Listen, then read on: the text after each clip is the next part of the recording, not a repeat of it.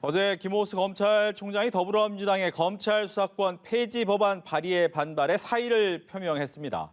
문재인 대통령이 김 총장의 사표를 반려하고 오늘 중 면담을 하기로 했다라고 밝혔습니다. 이 시각 정치권 이슈 곽관용 국민의힘 남양주을 다병협위원장, 권지웅 더불어민주당 비상대책위원과 함께 짚어보겠습니다. 안녕하십니까? 네, 어서 오십시오. 먼저 김호수 검찰총장의 사표가 반려됐습니다. 어떤 의미인지 먼저 듣겠습니다.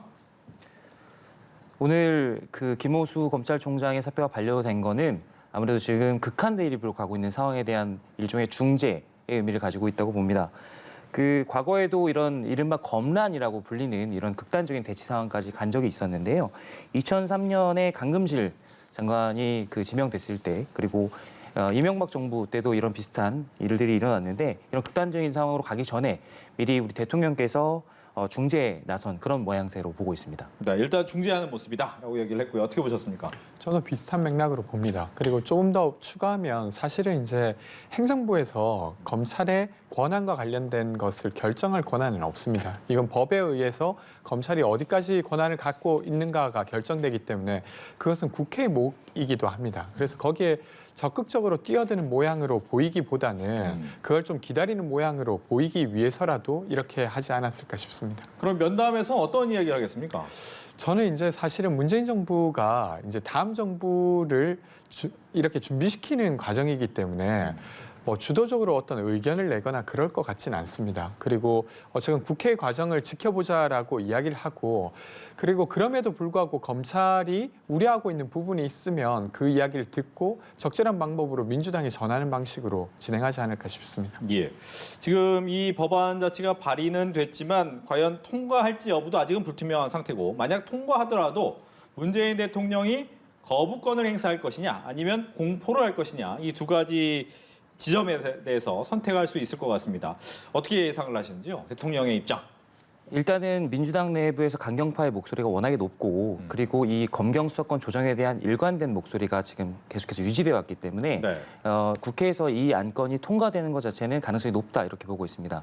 일각에서는 이거에 대해서 아까 전에 제가 말씀드린 대로 어떤 극한 대립의 상황까지 몰고 가지 않기 위해서라도 대통령께서 거부권을 행사할 수 있는 건 아니냐, 이런 목소리가 있는데, 네. 현실적으로 지금 시점이나 이런 것들이 저는 일부 조율이 미리 되어 있는 걸로 보고 있거든요.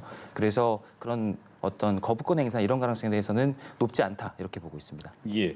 민주당 입장도 같이 질문을 드릴 텐데, 지금 보면 이제 통과 가능성이 있다라고 이야기를 해주셨는데, 보면 정의당에서는 좀 부정적 의견을 갖고 있고, 네. 또 필리버스터라든가 아니면 국회의장이 또 해외 순방 일정이 또 잡혀 있기 때문에 과연 통과 가능성이 있느냐라는 부분에 대해서는 내부적으로 어떻습니까? 일단은 지금 이제 국회 절차에 따라서 진행한다고 했을 때 몇 가지 방법으로 통과 가능성은 있다고 민주당은 보고 있습니다. 그러니까 이제 지금 180석이 되고 있지는 않지만 필리버스터를 한다 하더라도 그 필리버스터는 그 회기 중에 계속 이어지는 것이지, 회기가 끝나면 다시 필리버스터를 걸기 어려운 부분이 있습니다. 그래서 이런 부분을 활용하여서 사실은 지금 민주당은 법 통과를 하려고 노력하고 있고, 이른바 회기 쪼개기라고 할 수 있는 거죠. 근데 이제 문재인 대통령께서 이것을 거부할 것인가에 대해서는 저는 직접적으로 거부하기는 어렵다고 봅니다. 두 가지 이유 때문인데요. 하나는 사실은 이 기소권과 수사권을 기본적으로 분리하는 것은 문재인 대통령이 바라는 바이기도 합니다. 그건 단순히 문재인 대통령의 바람뿐만 아니라 국민들이 그간 이제 70년 동안 기소권과 수사권이라고 하는 국가 형벌권의 아주 중요한 큰 요소가 한 기간 내에 있으면서 봤던 폐해들이 있었던 것 같습니다. 그래서 거기에 대한 기본적으로 동의하기 때문이 하나 있고요. 두 번째는 국회에서 이미 과정이 다 끝났다고 하면 그것을 행정부의 수장이긴 하나 그것을 반대하시지는 않지 않을까 싶습니다. 예. 네. 그런데 이제 검수완박 법안 자체가 통과가 된다면, 현재 보면 이제 국민의힘 같은 경우에는 조금은 준비가 되지 않은, 대안이 없는 법안이다라는 부분에 대해서 고민을 좀 하는 것 같더라고요. 맞습니다. 일단은 결국은 검경 수사권이 조정이 되면, 그리고 지금 6대 범죄에 대한 수사권 자체를 어디다가 과연 이관해서 담당하게 할 것이냐는 문제가 아직 미지수로 남아 있고요. 그런 측면에서 이 대안의 부재라는 문제도 물론 문제가 되지만 또 하나는 결국은 시기의 문제가 있거든요. 이것을 지금 새 정부 출범이 얼마 남지 않은 시점에서 왜 이렇게 급박하게 강행 처리하려고 하느냐 이런 우려의 목소리들이 지금 존재하는 걸로 알고 있습니다. 그런 두 가지 부분이 모두 다 문제라고 볼 수가 있죠. 이런 문제임에도 불구하고 처리를 하는 것이 현 상태에선 민주당의 입장이다. 왜 그렇습니까? 일단 그간 이제 그 검찰 권한을 개혁한다는 것 자체가 되게 큰 저항에 부딪혀왔던 건 사실입니다. 네. 단순히 이거는 뭐 어떤 이번에 문재인 정부에서뿐만 아니라 그 전에도 마찬가지였습니다. 그래서 그런 저항이 있기 때문에 꼭 이걸 하지 않아야 된다, 혹은 아니면 미뤄야 된다. 이것을 이제 극복해 보자고 하는 것이고요. 근데 민주당 내에서도 사실 비슷한 우려를 가지고 있는 분들도 계십니다. 그러니까 이제 6대 범죄의 경우에도 수사권을 경찰로 넘기게 되는데 경찰에게 어떤 수사 역량을 더 보강할 조치가 필요하지 않느냐. 혹은 아니면 아예 한국형 FBI라고 해서 국가 차원의 수사 역량을 독자로 가지고 있는 어떤 기관을 만들어서 그것을 보완하는 것은 어떠냐.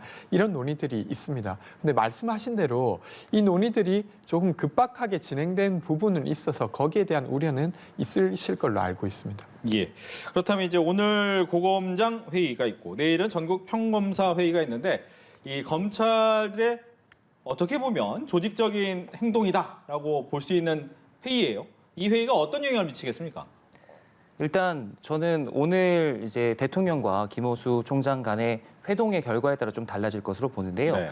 만약에 저는 개인적으로 오늘 아주 의미 있는 어떤 그 방향의 변화나 이런 것들이 일어나기는 어려울 것이라고 보는데 만약 그렇게 된다면 지금 오늘 이제 대통령뿐만 아니라 우리 국회의장께도 호소문을 전달하고 이렇게 목소리들을 모으는 그런 일들이 일어나고 있고 그리고 극한 대치 상황을 가정해 보자면 줄사퇴의 가능성도 있기 때문에 네. 조금 더 극단적인 내일 평검사회의 이후에는 극단적인 상황으로 갈 가능성도 저는 충분히 있다 이렇게 보고 있습니다. 예. 여기에 대한 얘기 듣겠습니다. 그러니까 저는 사실은 지금 검찰의 집단행동의 내용이 기소권과 수사권은 분리되면 안 된다라고 주장한다고 하면 설득력이 없을 것 같아요. 그러면 이야기할 수 있는 게 사실은 어떤 정도의 유예 기간을 좀 더 길게 갖자 이런 것일 수 있는데 지금 법을 만들고 나면 3개월 이내에 그것을 완전히 이제 이관하자라는 것인데 그런 것들을 더 늘려달라고는 할 수 있을 것 같고 저는 그것은 또 논의해 볼 필요가 있다고 생각합니다. 근데 그런 게 아니라 여러 가지 이유를 들면서 검찰이 꼭 직접 수사하는 권한을 가져야 된다. 물론 이미 이 법에 올라온 법에 의해서 법이 통과된다 하더라도 경찰에 대한 수사 공수처에 대한 수사는 검찰이 여전히 가지고 있습니다. 그래서 완전히 수사권이 없는 상태는 아닙니다만 그렇게 이제 수사권과 기소권을 분리하는 행위 자체를 거부한다고 하면 그건 좀 다른 논란이어서 그 내용에 따라서 좀 지켜봐야 되지 않을까 싶습니다. 알겠습니다. 검수완박 얘기는 이 정도 하고요. 다음은 정호영 후보자 얘기를 해보겠습니다. 보건복지부 장관 후보자 정호영 후보자가 어제 기자회견을 했습니다. 해명 관련된 논란에 대한 해명 기자회견을 했었는데 먼저 이제 공격하는 측면이니까 민주당 먼저 질문을 드리죠. 어제 해명 기자회견도 보셨을 거고 어떤 게 가장 큰 문제점이라고 보셨습니까? 되게 여러 가지가 문제점이라 딱 하나만 꼽기는 어려울 것 같고요. 그리고 이제 좀 드러나는 상황이라 저도 단정해서 이야기하기는 좀 어렵습니다. 근데 두 가지 측면에서 계속 이야기가 되지 않을까 싶은데요. 사실은 이제 의대 편입이라고 하는 게 정말 쉬운 과정은 아닙니다. 웬만한 대학 편입도 쉽지 않은데 특히나 의과대학 편입이라고 하는 건 더 어려운 일인데 거기에 이제 면접자 중에 아버지의 지인이 있었다는 거죠. 그리고 그냥 지인이 아니라 함께 일을 했던 분이거나 아니면 공동 저자로 논문을 썼던 분이 면접자로 있었고 또 유독 그 면접자에 의한 점수가 만점이었다는 것입니다. 물론 이제 그 면접을 유독 다른 면접, 그러니까 9개의 면접 중에 그 3명을 대상으로 한 면접에서 유독 잘해서 만점을 썼을 수는 있지만 그런 일이 쉽지 않지 않습니까? 그래서 지금 이제 정호영 후보께서 말씀하신 것만으로는 해명이 안 될 것 같고요. 그리고 두 번째로는요. 사실은 이 비슷한 이야기가 사실 조국 전 장관의 대해서도 있었지 않습니까? 근데 그때 검찰이 했던 행동을 보면 국민들이 보기에 그런 생각을 하게 될 것 같아요. 이 부분도 거의 비슷한 상황에 놓이는 것 같은데 검찰은 그러면 이번에는 어떻게 할까? 근데 이번에 어떤 이유로 조국 전 장관과 달리 뭔가 행동을 한다고 하면 그것 자체가 문제가 될 것 같습니다. 그래서 이 두 개 포인트가 여전히 남아 있는 상황이라 저는 좀 더 지켜봐야 되지 않을까 싶습니다. 예. 당선인 측에서의 생각과 국민의힘 내부의 생각은 약간의 좀 온도차는 있는 것 같은데 이 부분도 같이 섞어서 얘기를 해주신다면요. 지금 인수위 차원에서 조금 더 신중하게 검토해봐야 된다는 의견입니다. 네. 그러니까 당장에 나오고 있는 지명 철회나 이런 것들을 하는 것보다는 아마도 국회 청문회 과정에서 또 언론에서 치열하게 검증하는 과정이 있지 않겠습니까? 지금 현재 나오고 있는 것들은 사실은 의혹 수준에 그치는 것들이기 때문에 이런 것들이 정확하게 팩트로 드러날 수 있는지는 앞으로의 그런 검증 과정을 통해서 아마 검증이 될 것으로 그렇게 보고 있고요. 다만 제가 개인적으로 좀 아쉬운 것은 지금 비대위원 말씀하신 것처럼 이것이 조국 사태와 비견돼서 이런 프레이밍이 되는 그런 우려였거든요. 공정과 상식이라는 걸 제1의 기치로 걸고 지금 당선된 윤석열 새 정부가 벌써부터 이렇게 어떤 그런 그 본질적인 가치의 치명상을 입을 수도 있는 이런 이슈로 논란이 되고 있다는 것 자체가 좀 안타깝고요. 다만 지금 상황에서는 완전히 조국 사태와 똑같은 상황이다 이렇게 보기는 어렵기 때문에 향후 진행되는 검증 과정을 보고 또 기민하게 거기에 대해서 또 과감하게 결단할 때는 결단할 수도 있는 그런 모습을 보이기를 전 기대하고 있습니다. 똑같이 볼 수 없다라는 부분은 어떤 부분입니까? 본질적으로 좀 지금 현재 상황에서 똑같다라고 보기는 어렵다는 거고요. 네. 조국 사태의 경우에는 그 민정수석으로 계셨을 당시에 이런 문제가 있었음에도 불구하고 의혹이 여러 가지로 제기되고 일부 사실로 밝혀졌음에도 불구하고 법무부 장관으로 지명을 강행한 그런 케이스고요. 지금 같은 경우는 일부 사실로 밝혀진다면 아마 비슷한 양상으로 가겠지만 다시 말씀드리지만 지금 나오고 있는 의혹들은 어디까지나 팩트가 아니라 의혹 단계다 이렇게 볼 수 있기 때문에 앞으로의 검증 과정에 따라서 이거는 달라질 수 있는 국면이다 이렇게 보고 있습니다. 예. 윤석열 당선인 측 역시도 진짜 위법한 사안이 나온다면 모르겠다라는 얘기를 했기 때문에 이 부분을 아마 좀 다르게 보는 것 같다는 느낌이 들거든요. 저는 지금 이제 국민의힘 아주 곤란할 거라고 생각합니다. 그러니까 예를 들면 지금 여기서 지명을 철회하면 어떤 문제가 발생하냐면 검증을 제대로 했냐. 혹시 다른 후보자들도 비슷한 상태 아니냐. 이런 어떤 의혹에 빠지게 되기 때문에 그렇지 못한 것이고 근데 밀어붙이자니 계속 문제가 드러나고 있는 겁니다. 아까 그 면접 점수 만점에 대한 이야기도 드렸지만 그 자녀분이 이제 논문을 쓴 것에 공동저자로 들어갔는데 거기에 다른 여러 사람들이 그 논문에 기여했음에도 불구하고 유독 그 정호영 그 후보자의 자녀분만 거기에 이름이 등재되었습니다. 설명이 쉽지 않을 걸로 보여집니다. 근데 이러지도 저러지도 못하면서 되려 내로남불에 더대도 빠지고 검증도 제대로 안 했다는 두 가지 의혹을 다 받으면서 비판을 받게 되지 않을까 좀 우려되고요. 저는 차라리 지금에서라도 좀 솔직하게 이야기를 하면서 얼른 정리하는 게 국민의힘에게 더 좋을 것이라고 보여집니다. 예. 지금 정리가 빨리 되면 좋겠다라고 하는데 뭐 후보자 입장에서는 청문회까지는 가봐야 된다라는 입장인 거잖아요.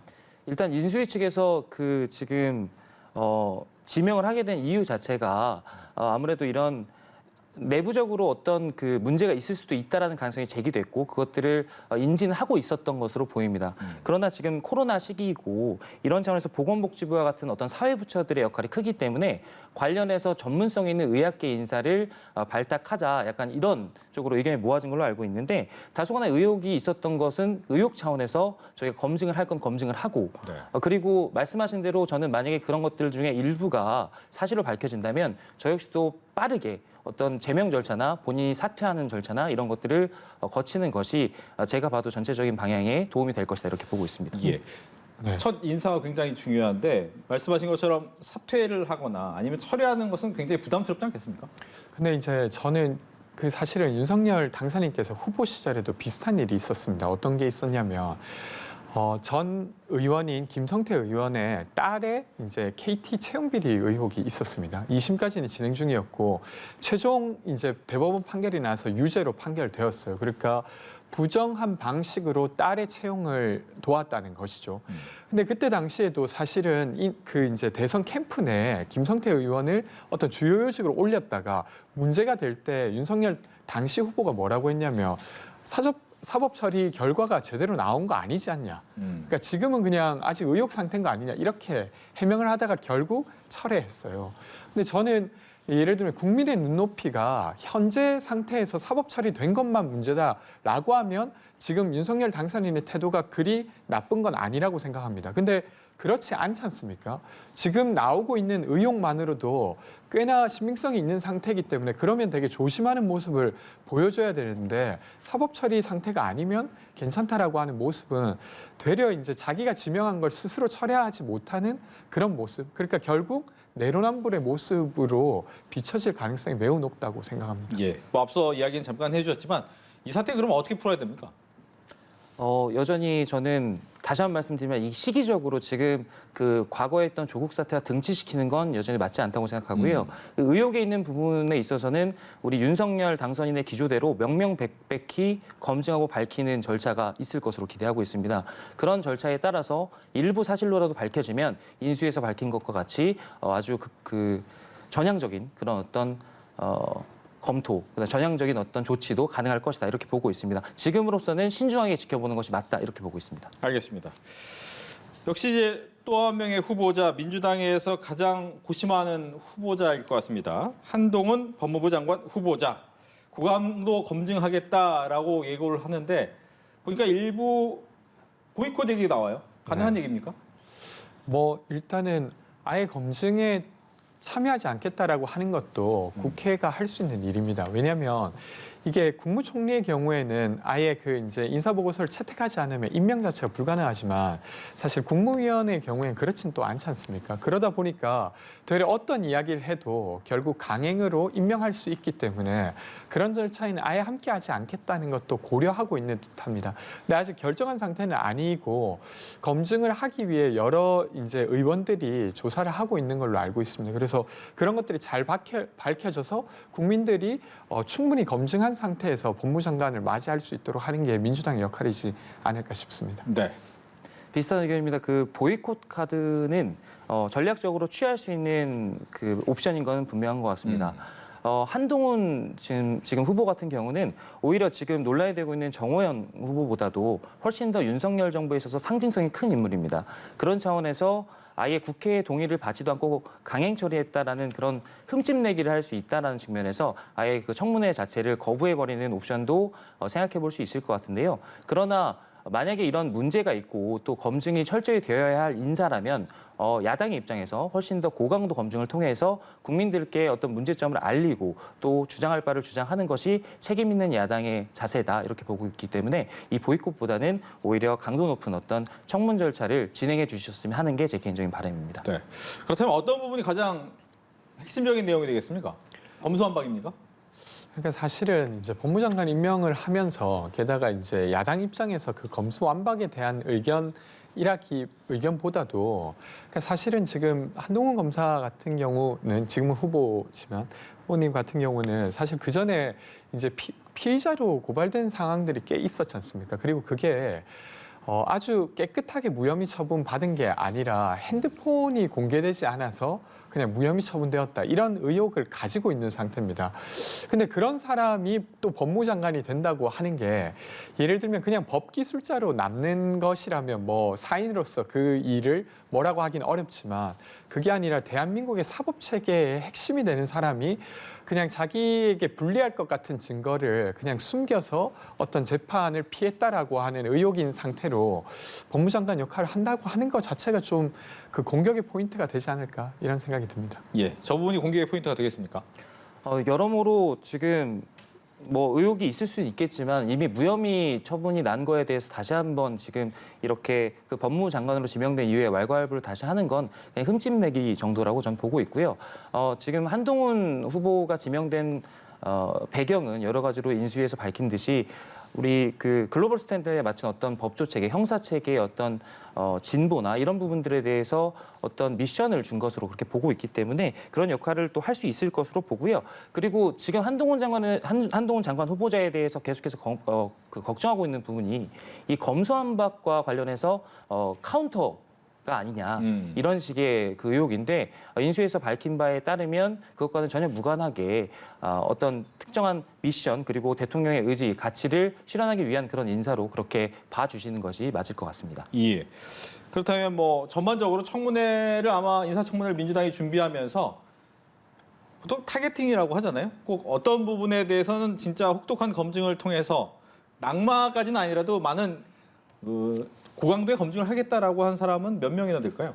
제가 딱 명수를 말씀드리기는 어려운데, 네. 근데 사실 민주당 입장에서도 새로 출범하는 정부를 뭐 발목 잡는다거나 이런 인상을 드리지 않으려고 노력하고 있습니다. 그래서 국민들이 보기에도 저 부분은 참 지적할 만했다라고 하는 걸 중심으로 준비를 하고 있기 때문에 만약에 검증된 장관 후보자라면 충분히 청문회를 통과하지 않을까 싶습니다. 알겠습니다.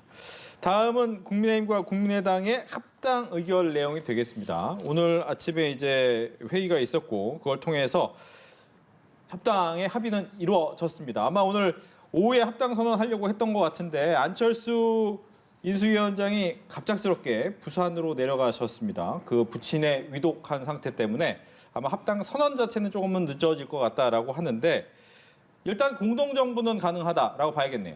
예, 순조롭게 진행될 것으로 보고 있습니다. 그 합당과 관련해서 마지막까지 문제가 되었던 부분이 두 가지인데요. 첫 번째는 공천과 관련해서 국민의당 출신의 인사들을 어떻게 반영할 것이냐 이런 문제가 있었는데 먼저 국민의당 후보에 대해서는 추가 공모의 절차를 열어두기로 결정을 했고요.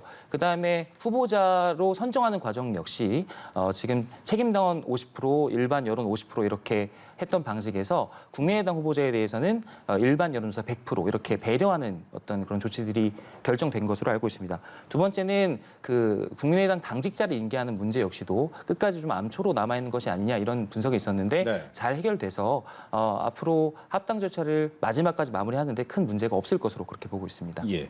이제 대선이라는 선거가 끝나고 나서 민주당도 합당이 있었고 네. 국민의힘 역시도 합당이 있었습니다. 시너지가 있겠습니까?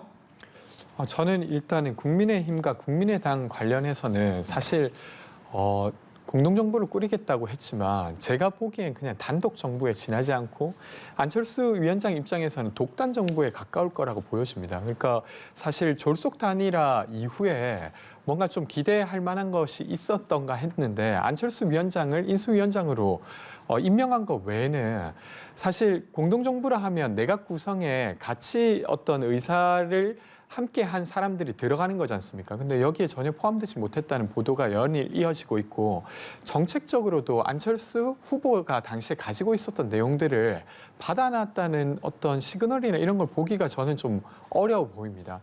그러면 결국 그거는 어떤 문의에 지나지 않았고 결국 안철수 위원장 입장에서도 국민의당이 가지고 있었던 부채라든지 아니면 지선에서의 어떤 영향력 이런 것들이 그냥 챙겨지면서 이것들이 봉합 국면으로 간 거지 국민들이 보기에 정말로 두 세력이 가지고 있었던 장점들이 잘 융화되어서 공동정부로 보여진다는 모습은 사실은 잘 보이지 않아요. 지금도 사실 안철수 위원장의 가장 가까운 분이 이태규 인수위원이 심지어 이제 협의해서 사퇴한 것도 아니고 언론에 먼저 문자를 보내서 난 사퇴하겠다라고 해서 인수위 관계자들이 나중에 되려 언론 보도를 보고 알게 된 상황까지 염두에 둔다고 하면 공동정부는 물 건너간 거 아닌가 이런 생각이 듭니다. 네, 거기에 대한 얘기도 듣겠습니다. 지금 비대위원 말씀에 일부 공감할 수 있을 것 같습니다. 지금까지 언론에 나온 상황을 보면 여러 가지로 내부적으로 인수위 내부의 갈등들도 있었던 것으로 보이고 뭐 그런 측면이 있지만 오늘 안철수 인수위원장께서 기자회견에서 밝히신 것처럼 일부 아쉬움이 있었던 건 사실이다. 그러나 향후 추진해 나갈 어떤 인수위의 업무에 있어서는 차질이 없도록 하겠다라는 부분이 있었고요. 그리고 지금 인사 관련된 부분에서 너무나 그 공동정부에 걸맞지 않게끔 원래 국민의힘 출신의 인사 혹은 윤석열 당선인과 가까운 인사들만 포진된 것이 아니냐 이런 지적들인데 향후 임명이 추진되는 과정 또 추천 과정에서 적극적으로 계속해서 안철수 인수위원장께서 역할을 하시겠다 밝혔고 특히 정책적으로 지금 그 국민연금 개혁 과제가 아주 시급하고 또 대통령 선거 당시에도 아주 중요한 문제로 떠올랐던 것만큼 이와 관련된 국민통합기구를 통해서 아주 적극적으로 인수위 차원에서 추진해 나가겠다. 그리고 그 중심에 안철수 인수위원장께서 큰 역할을 하겠다라고 밝히셨기 때문에 그 부분에 있어서는 여러 가지로 아직도 여러 가지 중요한 미션들이 남아있다. 그렇게 보고 있습니다. 네, 이제 지방선거 각각 한 질문씩만 드리고 시간이 다 됐기 때문에 끝내야 될 것 같은데요. 먼저 민주당 같은 경우에는 서울시장 후보로 이낙연 전 대선 후보가 나옵니까? 제가 비대위원이긴 하지만 네. 제가 함부로 말씀드릴 수 있는 건 아니고요. 저희는 이제 그 서울시에 출마하려고 하는 후보들이 가장 멋있게 경선할 수 있는 안 같은 걸 준비하고 있는 것이지 누가 나온다, 누가 나오지 않는다 이렇게 말씀드리긴 어려울 것 같습니다. 알겠습니다. 그 부분은 좀 어렵다라고 얘기를 하셨고 국민의힘 같은 경우에는 대구시장이 좀 핫해졌습니다. 물론 경기도지사도 핫하긴 하지만 대구시장 같은 경우에 지금 김재원 전 최고위원하고 유영하 변호사 단일화 얘기했고요. 여기에 홍준표 의원까지 2파전이 되진 않겠느냐라고 하는데 뭐 여기에 윤심, 박심, 뭐 홍심 참 얘기 많네요. 지역적인 여러 가지 분석이 있을 수 있습니다만 제 입장에서는 원론적인 말씀을 드릴 수밖에 없을 것 같습니다. 이번 지선에서 저희 국민의힘은 공천 혁신이라는 걸 아주 중요한 가치로 삼고 있고 지금 추진하고 있는 여러 가지 공정한 룰과 경선 절차 그런 거에 따라서 아주 가장 강력하고 경쟁력 있는 후보가 선출될 것이다. 그 정도만 말씀드리고 싶습니다. 알겠습니다. 이렇게 해서 지방선거 이야기까지 두 분과 함께 나눠봤습니다. 오늘 이야기 잘 들었습니다. 고맙습니다. 감사합니다.